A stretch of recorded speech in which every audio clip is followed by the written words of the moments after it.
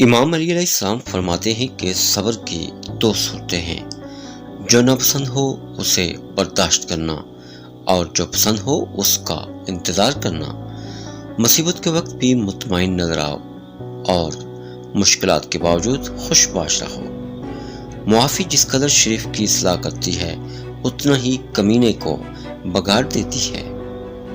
جب آنکھیں نفس کی پسندیدہ چیزیں دیکھنے لگیں تو دل انجام سے اندھا ہو جاتا ہے۔ تنگ دستی میں سخاوت کرنا، غصے میں سچ بولنا اور طاقت کے ہوتے ہوئے معاف کرنا افضل ترین نیکیوں میں سے ہیں۔ حضرت علی سے کسی نے پوچھا کہ اگر کوئی اپنا ہمیں بھول جائے تو کیا کیا جائے؟ فرمایا کوئی اپنا ہو تو وہ کبھی نہیں بھولتا اور جو بھول جائے وہ اپنا نہیں ہوتا۔ صرف پیسے کا ہونا رزق نہیں ہے، نیک اولاد، اچھا اخلاق اور مخلص دوست بھی رزق میں شامل ہے۔ غربت انسان کو اپنے ہی شہر میں اجنبی بنا دیتی ہے۔